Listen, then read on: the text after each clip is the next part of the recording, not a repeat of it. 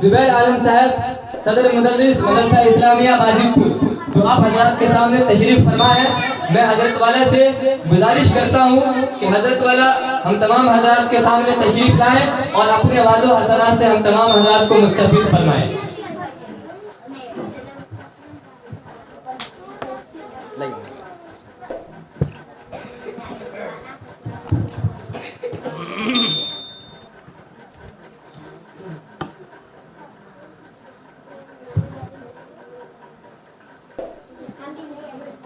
بسم الله الرحمن الرحيم الحمد لله وحده عده أما بعد فأعوذ بالله من الشيطان الرجيم بسم الله الرحمن الرحيم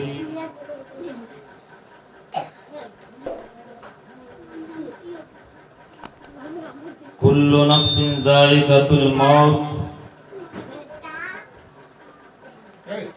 وقال النبي صلى الله عليه وسلم عن أنس بن مالك رضي الله تعالى عنه قال قال رسول الله صلى الله عليه وسلم يتبع الميت ثلاثة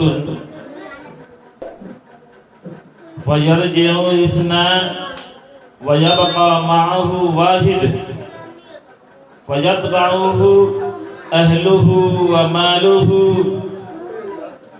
ويبقى عمله وقال النبي صلى الله عليه وسلم في مقام الآخر عن علي بن أبي طالب رضي الله تعالى عنه قال قال رسول الله صلى الله عليه وسلم يوشك أن يأتي على الناس زمان لا يبقى من الإسلام إلا اسمه ولا يبقى من القرآن إلا رسمه مساجدهم عامرة وهي خراب من الهدى او كما قال عليه الصلاة والسلام۔ بزرگوں، دوستوں، عزیزوں، پردہ نشین ماں اور بہنوں، غالباً شام سے بہت ساری باتیں ہو گئی، عمل کرنے کے لیے کافی ہے، لیکن پھر بھی میں مناسب سمجھتا ہوں خطبہ میں میں نے جو حدیث پڑھی ہے اور قرآن کریم کو پڑھا ہے اس کا ترجمہ کر دوں اور میں اپنی بات کو ختم کر کے دعا کر دوں۔ اس مجلس کی نسبت اصل میں ایصال و ثواب ہے، ثواب پہنچانا ہے۔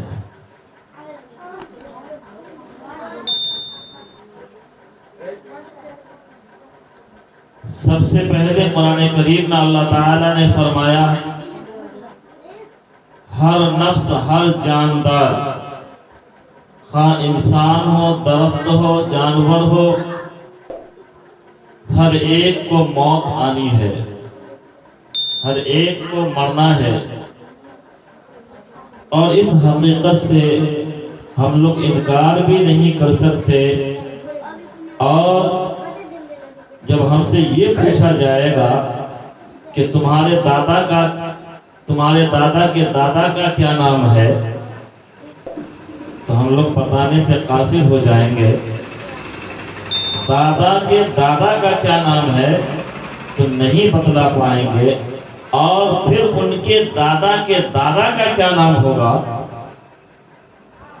پھر ان کے دادا کا کیا نام ہوگا۔ اندازہ کیجئے کہ ہر ایک کے دادا کا دادا رہے ہوں گے، تب ہم آئے ہیں، سب اس دنیا میں آئے اور سب چلے گئے۔ ہم بھی آئے ہیں، ان کے ساتھ بھی معاملہ تھا، بیوی، بچے، کھیتی باڑی، بچوں کو کھلانا، ہر ایک کی پرورش، ہر ایک کو پڑھانا پہنانا، سارا معاملہ تھا، کیے اور چلے گئے۔ ہم بھی کر رہے ہیں، کس وقت ہم بھی چلتے ہیں پتہ نہیں ہے، انکار کی کوئی صورت ہے نہیں ہے، دیکھ رہے ہیں ہم نظر کے سامنے، بوڑھے بھی جا رہے ہیں، بچے بھی جا رہے ہیں، جوان بھی جا رہے ہیں، سب جا رہے ہیں۔ جن کو جتنی زندگی اللہ نے دی ہے وہ اتنی زندگی پورا کر کے، اللہ نے جتنا وقت دیا ہے اتنے وقت کو پورا کر کے جا رہے ہیں، ہم بھی جائیں گے۔ تو یہ تو قرآن کریم کی آیت میں اللہ تعالیٰ نے فرمایا کہ ہر جاندار، جانور بھی مر رہے ہیں، ان کا بھی وقت پورا ہوا، وہ بھی چلے گئے۔ ایک درخت بھی مرتا ہے، درخت جب تک زندہ ہے، ہرا بھرا ہے، اس کا وقت آتا ہے تو وہ بھی کٹ جاتا ہے، سوکھ جاتا ہے، وہ بھی ختم ہو جاتا ہے۔ اللہ تعالیٰ نے قرآن کریم کے دوسرے مقام پہ فرمایا قُلْ إِنَّ الْمَوْتَ الَّذِي تَفِرُّونَ مِنْهُ فَإِنَّهُ مُلَاقِيكُمْ ثُمَّ تُرَدُّونَ إِلَىٰ عَالِمِ الْغَيْبِ وَالشَّهَادَةِ فَيُنَبِّئُكُم بِمَا كُنتُمْ تَعْمَلُونَ۔ کہ اے میرے حبیب، اللہ تعالیٰ ہمارے نبی حضرت محمد رسول اللہ صلی اللہ علیہ وسلم سے فرماتے ہیں، اے میرے حبیب آپ لوگوں سے کہہ دیجئے، آپ دنیا میں رہنے والے مرد اور سب کو بتا دیجئے کہ موت، جس موت سے تم بھاگتے ہو، بھاگتے ہیں بھئی ہم لوگ موت سے بھاگتے ہیں نا، تھوڑی سی طبیعت خراب ہوئی، بھاگو دربھنگہ، گاؤں کے ڈاکٹر سے نہیں، ایک دن میں صحیح نہیں ہوئی دربھنگہ چلو، وہاں صحیح نہیں ہوئی پٹنہ چلو۔ خیر یہ تو سبب اختیار کرنے کے لیے کہا گیا ہے، لیکن موت ایک ایسا تلخ کڑوا گھونٹ ہے کہ کوئی پینا نہیں چاہتا، کوئی مرنا نہیں چاہتا، ہر ایک شخص موت سے بھاگتا۔ لیکن اللہ نے کیا فرمایا؟ اے میرے حبیب کہہ دو، جس موت سے تم بھاگ رہے ہو، ان الموت الذی تفرون، فراری اختیار کرتے ہو، بھاگ رہے ہو، فَإِنَّهُ مُلَاقِيكُمْ، وہ اپنے وقت پر آ کے رہے گی، چاہے تم کہیں چلے جاؤ، چاہے تم بڑے سے بڑے ڈاکٹر کے پاس کیوں نہ پہنچ جاؤ، تمہیں موت آ کے رہے گی۔ اور آتی ہے، ہم لوگ دیکھتے ہیں، مشاہدہ کر رہے ہیں، بڑے بڑے پیسے والے لوگ چاہے دہلی پہنچ جائیں، بامبے پہنچ جائیں، بڑے ڈاکٹر کے پاس پہنچ جائیں، لیکن جن کا جو وقت اللہ نے مقرر کیا ہے، وقت مقررہ پہ موت آتی ہے، آئی ہے اور آئے گی بھی۔ تو یہ تو موت کی حقیقت ہے۔ فَإِنَّهُ مُلَاقِيكُمْ، وہ عنقریب تمہیں آ پکڑے گی۔ ثُمَّ تُرَدُّونَ إِلَىٰ عَالِمِ الْغَيْبِ وَالشَّهَادَةِ، اور یاد رکھو صرف موت آ کے بعد ختم نہیں ہو جائے گی۔ اللہ تعالیٰ فرماتے ہیں کہ پھر وہ موت، جو موت لینے والے فرشتے حضرت اسرائیل آئیں گے، تمہارے روح کو قبض کر کے پھر اللہ رب العزت کے پاس بھیجیں گے۔ چاہے تمہیں جلا دیا جائے، چاہے تم ڈوب جاؤ، چاہے تمہارے جسم کو جو بھی کرے، جسم میں دو چیز ہے، ایک روح اور ایک جسم۔ روح نکلتی ہے، روح کو نکالا جاتا ہے اور اسے اللہ رب العزت کے در یہاں پیش کر دیا جاتا ہے۔ اور اللہ رب العزت کون ذات ہے؟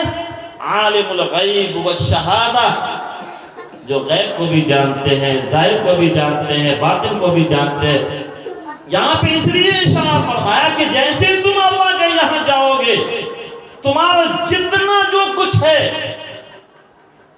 بند کمرے میں کیے تھے، چوراہے پر کیے تھے، کسی کا مال دبا چپکے سے لے لیے تھے یا جبرن لے لیے تھے، وہ مالک سب کچھ جانتا ہے۔ عالم الغیب، غیب کو بھی جانتا ہے، والشہادہ، اور ظاہر کو بھی جانتا ہے، سب کچھ کو جانتا ہے۔ فَيُنَبِّئُكُم بِمَا كُنتُمْ تَعْمَلُونَ، اور ہر چیز کو اللہ تعالیٰ، جیسے ہی ہمیں اللہ کے یہاں پیش کیا جائے گا، وہ مالک سب کچھ جانتا ہے، سب کچھ فردن فردن وہ مالک ہمیں بتلائے گا۔ یُنَبِّئُكُم، متنبہ کرے گا، دیکھو تم بند کمرے میں ایسا کیے تھے، فلاں جگہ چوراہے پہ ایسا کیے تھے، تمہارے دل میں یہ بات چل رہی تھی، اذان ہوئی، تم نے بہانہ بنا کے نماز پڑھنے نہیں گیا، یا اذان ہوئی، اذان سنتے تو مسجد پہنچے تھے؟ سب کچھ اچھا برا جتنا ہوگا سب تمام چیزوں کو سامنے اللہ رب العزت جو ہے رکھ دیں گے اور متنبہ کریں گے، ہمیں باخبر کریں گے، وہاں انکار کی کوئی صورت ہی نہیں ہوگی۔ قرآن کریم میں اللہ تعالیٰ فرماتے ہیں الْيَوْمَ نَخْتِمُ عَلَىٰ أَفْوَاهِهِمْ وَتُكَلِّمُنَا أَيْدِيهِمْ۔ سورہ یاسین کے اندر اللہ نے فرمایا کہ اگر کوئی شخص بہت چالاکی کرے گا کہ نہیں یہ سب تو ہم نے نہیں کیا، اللہ تعالیٰ منہ پہ مہر لگا دے گا۔ الْيَوْمَ نَخْتِمُ عَلَىٰ أَفْوَاهِهِمْ، منہ پہ مہر لگ جائے گی۔ اللہ تعالیٰ فرماتے کہ مہر لگا دیں گے، وَتُكَلِّمُنَا، اور ہم سے باتیں کریں گے، أَيْدِيهِمْ، ہاتھ کہیں گے ہاں ایسا ہی ہے جیسا اللہ کہہ رہے، پاؤں کہے گا کہ ہاں ٹھیک ہے، ہاتھ جو کچھ کہہ رہا صحیح کہہ رہا، ہر اعضاء زبان منہ بند اور تمام ہاتھ پاؤں کان ناک سب بول پڑیں گے کہ ہاں اس نے ایسا کیا تھا، مسجد کی طرف یہ چل کے نہیں کیا اور کہیں پہ دین کی مجلس دنیا کی مجلس لگی ہوئی تھی، ناچ گانا تھا، وہاں دوڑتا ہوا کہ ہمیں غلط جگہ استعمال، پاؤں کہے گا کہ ہمیں غلط جگہ استعمال کیا۔ ہاتھ سے صحیح کام کرنا چاہیے، ہاتھ بولے گا کہ جو ہے اے اللہ آپ نے تو ہمیں پیدا تو کیا لیکن دوسرے اس کے اختیار میں کر دیا تھا، میرا دل تو نہیں چاہ رہا تھا کہ میں کسی کا جو ہے بغیر اجازت کی کوئی سامان لے لوں، لیکن یہ شخص مجھے مجبور کر کے کیا اور وہ سامان لے لیا۔ بزرگوں دوستوں پردہ نشین ماں اور بہنوں، یہ تمام صورتیں ہوں گی، کوئی چیز ہمارے ساتھ جانے والی نہیں ہے، اللہ ہر چیز جانتا ہے اور ہمیں باخبر کرائے گا کہ تم نے ایسا کیا، تم نے ایسا کیا، ہمیں ماننا ہی ہوگا۔ اب آئیے چونکہ وقت کم ہے، میں نے حدیث جو پڑھا ہے حدیث کا ترجمہ سنیے۔ اللہ کے رسول حضرت محمد الرسول اللہ صلی اللہ علیہ وسلم فرماتے ہیں یتبع المیت ثلاثۃ، میت کے ساتھ تین چیزیں جاتی ہے۔ آئے دنیا نہ پڑوسی کو سمجھا، نہ باپ کو سمجھا، نہ ماں کو سمجھا، نہ کسی کو سمجھا، مکان کے لیے، جائیداد کے لیے، زمین کے لیے، روپیے پیسے کے لیے سب کو ناراض کر دیا، سب سے لڑ گیا، سب سے جھگڑ گیا۔ تین چیز جاتی ہے۔ اللہ کا رسول حضرت محمد رسول اللہ صلی اللہ علیہ وسلم آگے اس کی تشریح کر رہے ہیں۔ ثلاثۃ کے معنی تین چیزیں جاتی ہے۔ فَيَرْجِعُ اِثْنَانِ، دو چیزیں لوٹ جاتی ہیں۔ تین چیزیں تو جاتی ہیں یہاں سے قبرستان تک، دو چیزیں اس میں سے لوٹ آتی ہے۔ وَيَبْقَى مَعَهُ وَاحِدٌ، اور ایک چیز اس کے ساتھ رہ جاتی ہے۔ اب اس کی تشریح آگے فرماتے ہیں فَيَرْجِعُ اِثْنَانِ، دو چیزیں جو لوٹتی ہے، اہلُہُ، اس کا اہل و عیال، بھی بچے، رشتہ دار، یہ لوگ کاندھے پہ اٹھا کے تو لے جاتے ہیں لیکن قبر میں رکھنے کے بعد وہاں سے لوٹ جاتے ہیں۔ فَيَرْجِعُ اِثْنَانِ اہلُہُ، اس کا اہل و عیال، جس بال بچہ کے لیے کیا نہ کیا، باپ سے لڑے، ماں سے لڑے، پڑوسی سے لڑے، اللہ کو ناراض کیے، اللہ کے رسول کو ناراض کیے، لڑائی کیے، جھگڑے کیے، ظلم کیے، وہ بچے کندھے پہ اٹھائے قبر تک لے گئے، قبرستان پہنچے اور قبر کے گڈھے میں رکھ کر کے لوٹ آئے۔ اب آگے کا معاملہ آپ کا ہے، آپ جانیں، آپ سمجھیں۔ وَمَالُهُ، اور اس کا مال، یہ دونوں چیزیں وہاں سے لوٹ آتی ہیں۔ لوٹ جاتے ہیں نا بھائی، جس بال بچے کے لیے، جس دولت کے لیے، جس دنیا کے لیے دھوپ کو دھوپ نہیں سمجھا، بارش کو بارش نہیں سمجھا، وقت کو وقت نہیں سمجھا، کھیت میں لگے رہے، کام میں لگے رہے، اللہ کو ناراض کیا، اللہ کے رسول کو ناراض کیا، ماں باپ کو ناراض کیا، پڑوسی کو ناراض کیا، پڑوسی کو تکلیف پہنچایا، دنیا میں رہنے والے انسان کو تکلیف پہنچایا، جس کی وجہ سے اب وہ دونوں وہاں سے لوٹ رہی ہے، بال بچے بھی، رشتہ دار بھی، مال بھی، اب آگے کا معاملہ آپ کا ہے، آپ سمجھیں، آپ جانیں۔ اللہ کے رسول حضرت محمد رسول اللہ صلی اللہ علیہ وسلم فرماتے ہیں یبقى معه واحد، دو چیزیں تو آ جاتی ہے، ایک چیز اس کے پاس رہتی ہے۔ غور کیجئے گا بزرگوں، دوستوں، پردہ نشین ماں اور بہنوں، یہ دونوں چیزیں تو ہمیں سمجھ میں آ گئی کہ جس بیوی، بال بچے، رشتہ دار کے لیے سب کچھ کیا، وہ ہمیں قبر کے گڈھے میں چھوڑ کے آ گئے، مال بھی ہمارا نہیں، آنکھ بند ہوئی، مال دوسرے کا، اہل و عیال بھی ہمارا نہیں، وہ بھی وہاں تک پہنچا کے لوٹ گئے، واپس آ گئے۔ ایک چیز جو ہمارے ساتھ رہ جاتی ہے، اللہ کے رسول حضرت محمد رسول اللہ صلی اللہ علیہ وسلم فرماتے ہیں وَيَبْقَى مَعَهُ وَاحِدٌ، ایک چیز اس کے پاس باقی رہتی ہے، فَيَرْجِعُ اِثْنَانِ أَهْلُهُ وَمَالُهُ وَيَبْقَى عَمَلُهُ، اس کا عمل۔ نماز پڑھے تھے وہ بھی ساتھ میں، نہیں پڑھے تھے وہ بھی ساتھ میں، اچھا کیے تھے وہ بھی ساتھ میں، برا کیے تھے وہ بھی ساتھ میں، جیسا کیے تھے وہ ہمارے ساتھ ہے۔ اچھا اعمال ہے تو ہے، برا اعمال ہے تو بھی ہے، ہمارے ساتھ ہمارا عمل رہ جاتا ہے۔ اگر ہم چاہتے ہیں بھلائی، یہ دنیا، حضرت نوح علیہ السلام سے حضرت جبرائیل علیہ السلام نے پوچھا، اے بچہ ہے، آواز بند کیجئے، سب سے زیادہ عمر اللہ نے کس کو دی زندگی؟ حضرت نوح کو۔ سنے ہوں گے 950 برس تک اپنے قوم کو سمجھائے، نہیں مانے تو جو پر دعا کیے، جو طوفان نوح آیا، پوری دنیا میں پانی بھر گیا، جتنے کفار و مشرکین تھے سب مر گئے۔ سب سے زیادہ عمر حضرت نوح کو ملی تھی، تو جبرائیل آگے پوچھتے ہیں کہ اے نوح، اللہ نے آپ کو جو سب سے زیادہ عمر عطا فرمائی، آپ نے دنیا کو کیسا پایا؟ دنیا کو کتنا پایا؟ دیکھیے کیسا جواب ہے، ذرا غور کیجئے۔ حضرت نوح علیہ السلام نے فرمایا کتنے 950 برس کو کہ ایک گھر، ایک کمرہ، ایک بیت یا ایک حجرہ، روم سمجھ لیجئے، ایک روم میں 2 گیٹ ہے، 2 دروازہ ہے، ایک طرف سے میں گھسا اور دوسری طرف سے نکل گیا۔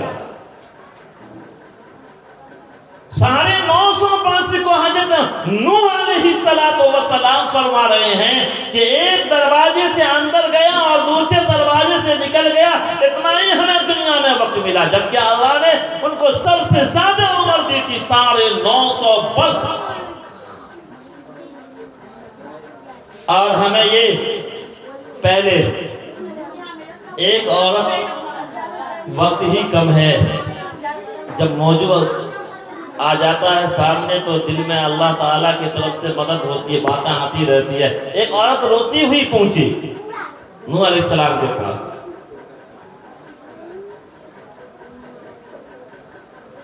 کہ اے اللہ کے نبی، میرا بچہ جو ہے انتقال کر گیا ہے، چھوٹا بچہ تھا، مر گیا۔ نوح علیہ السلام نے پوچھا کہ کتنے سال کا تھا؟ تو کہا کہ 1000 برس کا تھا۔ بزرگوں غور کیجئے، پردہ نشین ماں اور بہنوں، 1000 سال کا بچہ ہے، بچہ مر گیا میرا، ایک ہی بچہ تھا۔ میں وہ واقعہ کو وہیں پہ چھوڑتا ہوں، ہم یہ سمجھنا چاہتے ہیں ہم لوگ کہ 1000 سال میں بچہ، گویا کہ پہلی امت کے لوگوں کو اللہ تبارک و تعالیٰ نے بہت عمر عطا فرمائی تھی، لیکن وہ عیش و عشرت میں پڑ گئے، بہت عمر ہے، مرنے کا وقت قریب ہوگا تو اللہ کو یاد کریں گے، دنیا کے پیچھے پڑ گئے، آپس میں خون ریزی کرنا شروع کر دیے۔ اللہ نے ہم لوگوں کو امت محمدیہ کی عمر کی مقدار کو کم کر دیا اور اسے لے آیا 60 70 100 کے اندر، اللہ ماشاء اللہ کوئی 100 کے اوپر جاتے ہیں، تاکہ اس میں اپنے رب کو راضی کر لے۔ بزرگوں یہ 30 سال 40 سال یا 60 سال یا 70 یا 100 مان لیجئے، 100 سال ہمارے لیے جو ہے گزارنا پہاڑ ہے، جس میں ہم چوری بےایمانی ڈکیتی سب کرتے ہیں، اللہ اور اللہ کے رسول سب کو ناراض کرتے ہیں، جبکہ ہمیں احساس ہونا چاہیے۔ پہلے امت کی عمریں زیادہ تھی تو انہیں احساس نہیں تھا، چلو بہت وقت ہے، لیکن ہماری عمریں تو متعین ہے کہ 100 کے اندر 60 تک جب پہنچیں گے تو سمجھ جاؤ کہ وقت قریب ہے، اپنے رب کو یاد کر لو۔ یہ وقت، یہ عمر ہماری یاد رہنی چاہیے تاکہ ہم اللہ کو راضی خوش کرتے رہے، چاہے 60 سال مل جائے یا 70 سال مل جائے، آخر جانا تو ہے۔ اللہ نے انسان کو کیوں پیدا کیا؟ ہم لوگوں کو کیوں پیدا کیا؟ یہی دنیا کماؤ کھاؤ عیش کرو۔ اللہ نے اس کی علت بیان فرمائی، وَمَا خَلَقْتُ الْجِنَّ وَالْإِنسَ إِلَّا لِيَعْبُدُونَ، کہ جن و انسان کی پیدائش کا ایک ہی مقصد ہے۔ اللہ کہہ رہے ہیں ہمارا ایک ہی مقصد ہے، ہماری عبادت، ہمارے حکم کے مطابق چلنا، ہمارے نبی کے بتائے ہوئے طریقے کے مطابق چلنا۔ تو بزرگ اور دوستو، اس حدیث کی تشریح میں تھوڑا زیادہ وقت دے دیا، وقت کم ہے۔ دوسری حدیث، خطبہ میں نے دوسری حدیث بھی پڑھا ہے۔ عن علی بن ابی طالب رضی اللہ تعالی عنہ قال قال رسول اللہ صلی اللہ علیہ وسلم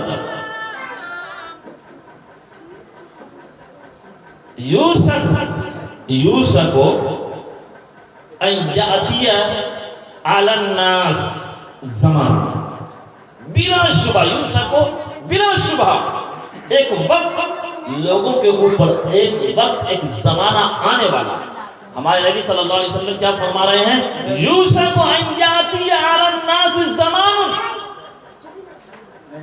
بلا شک و شبہ لوگوں کے اوپر ایک زمانہ، ایک وقت آنے والا ہے۔ وہ زمانہ کیسا ہوگا، وہ وقت کیسا ہوگا؟ ہمارے آقا فرما رہے آج سے 1400 سال قبل پیشن گوئی، 3 پیشن گوئیاں اس میں دیے ہیں اللہ کے رسول صلی اللہ علیہ وسلم نے۔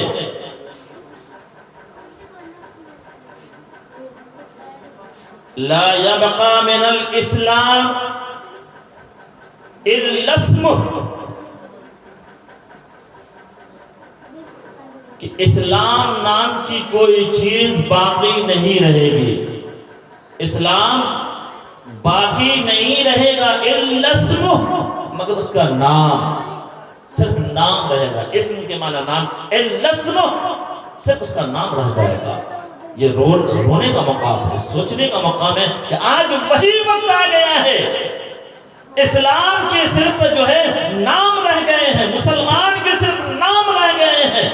ہر جگہ، ہر عمل میں، ہر طریقے میں غیروں کا طریقہ، غیروں کا طریقہ، غیروں کا طریقہ۔ اللہ حفاظت فرمائے، شادی کر رہے ہیں اس میں غیروں کا طریقہ، لباس پہن رہے ہیں غیروں کا طریقہ، چل پھر رہے ہیں غیروں کے طرز پہ، جانا چاہیے کہاں، جا رہے ہیں کہاں۔ اللہ کے رسول حضرت محمد رسول اللہ صلی اللہ علیہ وسلم آج سے 1400 سال قبل اس نے یہ پیشن گوئی دی تھی، لا يبقى من الاسلام الا اسمه، کہ اسلام باقی نہیں رہے گا، صرف اس کا نام رہ جائے گا، صرف نام ہی ہے۔ آج اس پہ بولنے کے لیے بہت ساری باتیں ہیں لیکن وقت کم ہے۔ آگے اللہ کے رسول حضرت محمد رسول اللہ صلی اللہ علیہ وسلم دوسری پیشن گوئی فرما رہے ہیں، وَلَا يَبْقَى مِنَ الْقُرْآنِ إِلَّا رَسْمُهُ،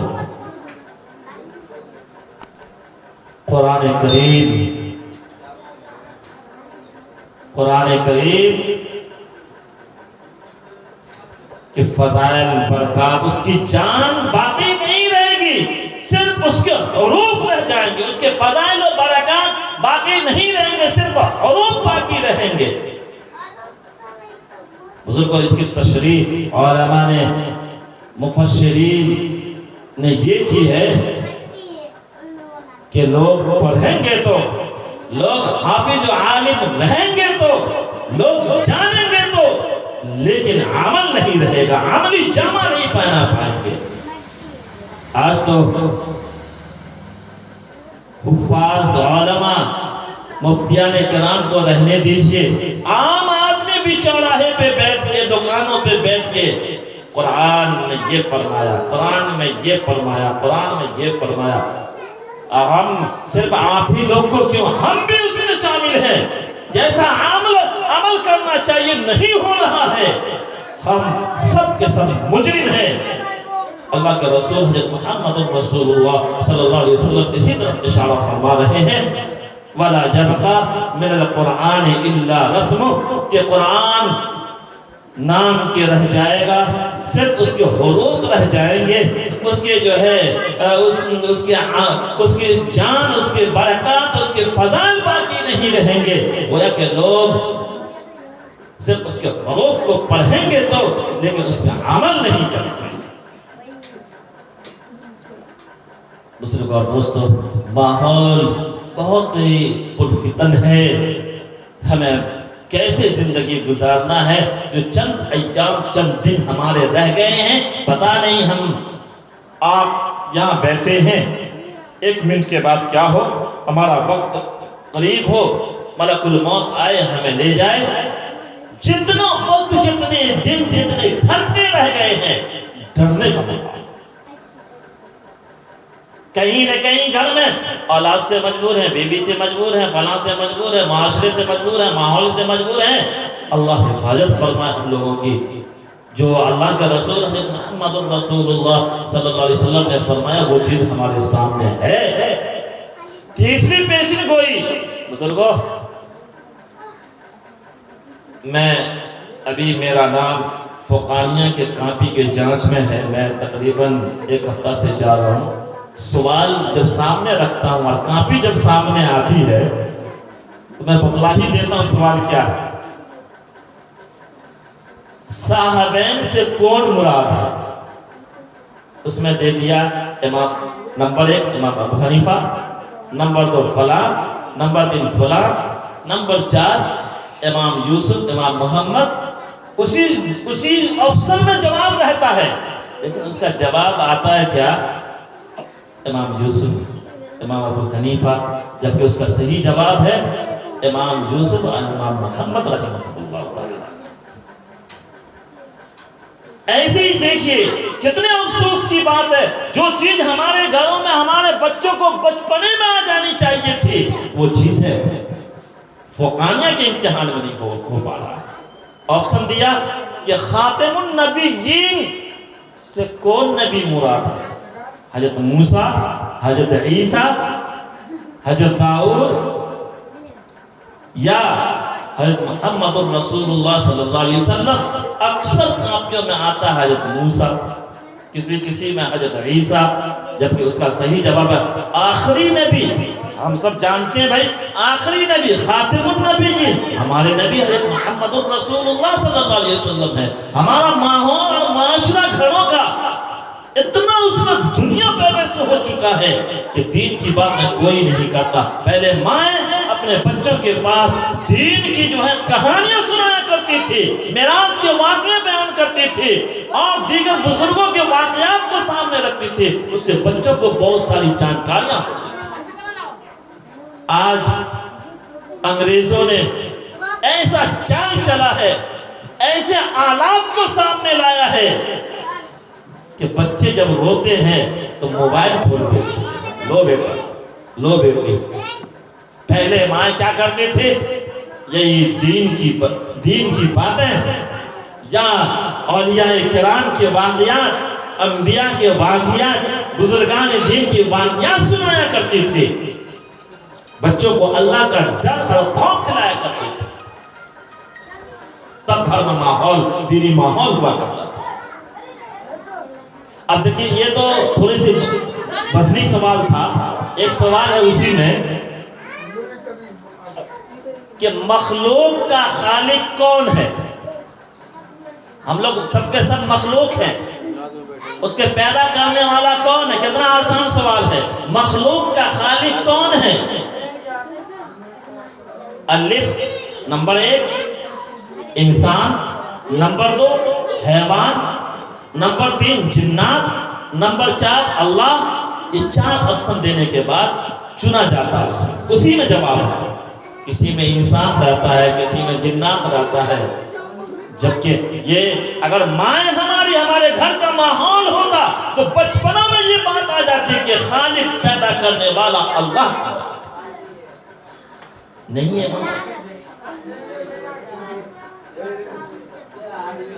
ایک اور سوال ہے، تقدیر کون بناتا ہے؟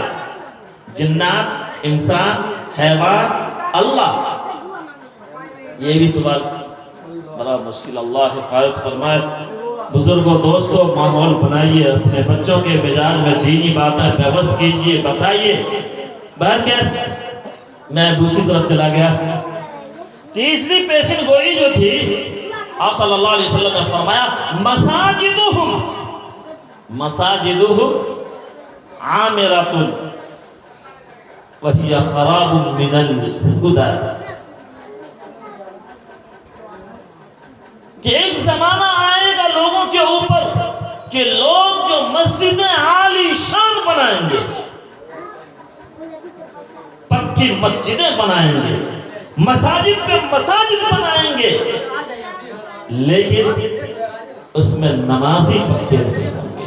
ہدایت یافتہ لوگ اس میں نماز نہیں پڑھیں گے. نماز تو پڑھیں گے لیکن ان کی نماز میں خشوع اور خضوع نہیں ہوگی. یا تو ریا ہوگا یا تو دکھلاوا ہوگا. نہیں جائیں گے تو لوگ کیا کہے گا، میں بنا ہوں مسجد نہیں پہنچوں گا تو لوگ کیا کہیں گے، کیا سوچیں گے. یہ سب باتیں ہیں للہ فی اللہ، مسجد میں جانے والے نہیں ہوں گے. یہ کون کہہ رہے ہیں؟ ہمارے نبی حضرت محمد رسول اللہ صلی اللہ علیہ وسلم کہہ رہے ہیں کہ ایک زمانہ آنے والا ہے کہ لوگ پکی مسجدیں، عالی شان مسجدیں، مسجدوں پہ مسجدیں بنائیں گے، لیکن اس میں نماز پڑھنے والے کوئی صحیح ایمان والا نہ ہوگا جو خشوع اور خضوع سے نماز پڑھے. اے بھئی یہ سب وقت سے ہم لوگ گزر رہے ہیں، ڈرنے کا مقام ہے. اللہ وہ زندگی جو ہوگی، بلکہ بیچ میں بات دوسری طرف آگئی. میں پوری تفصیل سے یہ بیان کرنا چاہ رہا تھا کہ یہ دنیا، نوح علیہ السلام نے فرمایا کہ ایک دروازے سے آیا، دوسرے دروازے سے نکل گیا. اس کے لیے ہم جو ہے اپنے ایمان کو کھو بیٹھتے ہیں، کتنوں کو ناراض کر دیتے ہیں، اللہ کے رسول کو ناراض کر دیتے ہیں. اور جہاں جائیں گے مر کے وہ جو زندگی ہوگی لامحدود زندگی ہوگی. وہاں آپ نے سنا ہوگا نا، قیامت کے بعد موت کو بھی موت کے گھاٹ اتار دی جائے گی. وہاں پہ کسی کو نہ موت آئے گی نہ وہ ختم ہوں گے، وہاں ہمیشہ رہیں گے.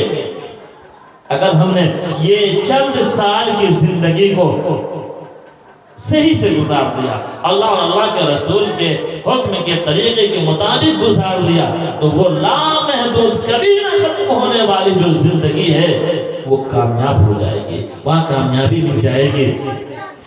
تو بزرگوں اور دوستوں، یہ چند باتیں تھی جو میں سمجھتا ہوں کہ میں اپنے لیے ان چند باتوں کا تذکرہ کیا ہوں تاکہ ہماری زندگی میں اتر جائے. اور میرے ساتھ ساتھ جہاں تک آواز پہنچی ہے میں درخواست کروں گا کہ ہر ایک بھائی ان باتوں پہ عمل کرے. یہ چند روز کی زندگی ہے، تو برائے بندگی ہے یاد رکھ، بہر سر بندگی ہے یاد رکھ، ورنہ پھر شرمندگی ہے یاد رکھ. چند روزہ زندگی ہے یاد رکھ. یہ چند روز کی زندگی اگر یہاں نہیں کیے تو وہاں شرمندگی ہوگی، وہاں افسوس ہوگا، وہاں ہاتھ پہ ہاتھ رکھ کے ملیں گے، لیکن وہاں کا افسوس کرنا بیکار اور بے فائدہ ہوگا. اللہ تعالی ہم لوگ ان چند باتوں پہ عمل کی توفیق نصیب فرمائے. آمین ثم آمین. وآخر دعوانا الحمدللہ رب العالمین.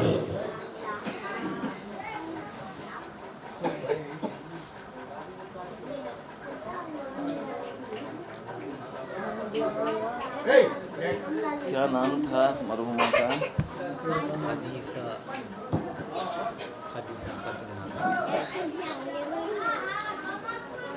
دعا فرمائے جن کے نام کی یہ مجلس ہے، چونکہ بزرگوں حدیث پاک میں آتا ہے کہ جب انسان مر جاتا ہے تو اس کا اعمال رک جاتا ہے، جو کچھ کرنا ہوتا زندگی میں۔ اب جو مرحومہ چلی گئی ہیں اب تو وہ کچھ کر نہیں پائیں گی۔ دنیا میں رہنے والے جو ان کی اولاد ہے، رشتہ دار ہے، یا ہم سب کے سب ان کے لیے دعا کریں، اور ایسا نہیں کہ بس آج ہی دعا کر کے معاملہ ختم کریں، بلکہ ہمیشہ اپنے مرحومین کو یاد کرنا چاہیے اور ان کے نام سے احسان و ثواب کرنا چاہیے۔ دعا کیجیے۔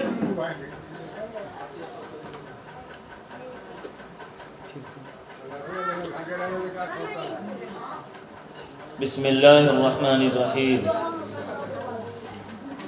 اللهم صل على محمد عبدك ورسولك وصل على المؤمنين والمؤمنات والمسلمين والمسلمات۔ بسم اللہ والسلام على رسول اللہ صلی اللہ علیہ وسلم۔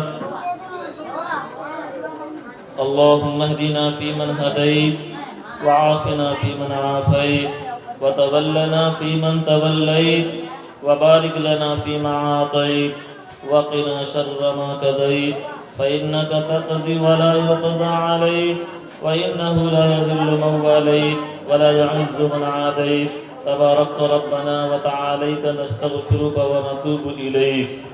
اللهم لك الحمد كله ولك الشكر كله ولك الملك كله ولك الخلق كله بيدك الخير كله وإليك يرجع الأمر كله۔ یا رب کریم، یہ پاک مجلس میں آپ کا پاک کلام، پاک نعتیہ کلام اور جو دین کی باتیں کہی گئی ہیں، سنی گئی ہیں، یا اللہ اس کہنے سننے میں، تلاوت کلام پاک میں، نعتیہ کلام میں جو غلطیاں بے ادبیاں ہوئی ہوں، یا رب کریم تو اسے معاف فرما۔ یا رب کریم ان تمام چیزوں کو قبول فرما۔ یا رب کریم ان تمام چیزوں کو قبول فرما۔ یا اللہ ان تمام چیزوں کو قبول فرما۔ یا اللہ اس کا ثواب سب سے پہلے آقا حضرت محمد رسول اللہ صلی اللہ علیہ وسلم کے پاک روح مقدسہ کو پہنچا، پھر آپ صلی اللہ علیہ وسلم کی صدقہ و طفیل میں تمام انبیاء کرام، صحابہ، تابعین، تبع تابعین، شہداء، صالحین، اولین، آخرین، مقدمین، مؤخرین، ہر ایک کے ارواح مقدسہ کو پہنچا۔ یا رب کریم خاص کر مرحومہ حدیثہ خاتون کے روح مقدسہ کو پہنچا۔ یا اللہ ان تمام دینی باتوں کے فضائل اور برکات سے مرحومہ کے قبر میں تو اپنے معرفت کے نور کا فیصلہ فرما۔ یا اللہ ان کی قبر کی تاریکیوں کو دور فرما۔ یا اللہ ان کی بال بال مغفرت کا فیصلہ فرما۔ یا اللہ ان کے درجات کو بلند و بالا فرما۔ یا اللہ ان کے صغیرہ کبیرہ اگر گناہ ہو تو اسے معاف فرما۔ یا رب کریم ان کے لیے جنت الفردوس میں جگہ کا فیصلہ فرما۔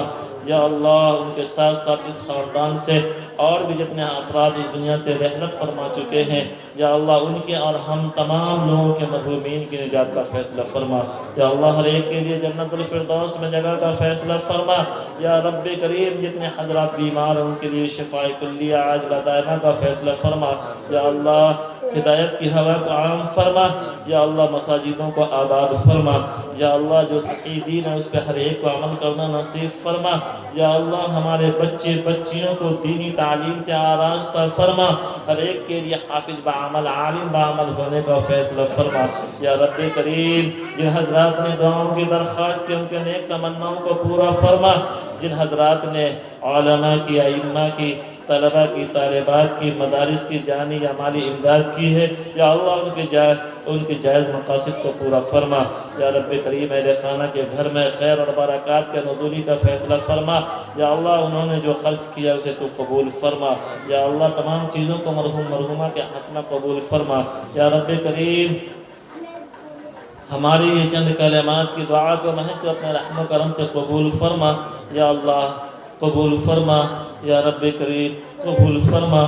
یا اللہ آپ کو آپ کے چہرے کے نور کا واسطہ قبول فرما۔ یا اللہ آپ کو آپ کے حبیب کا واسطہ قبول فرما۔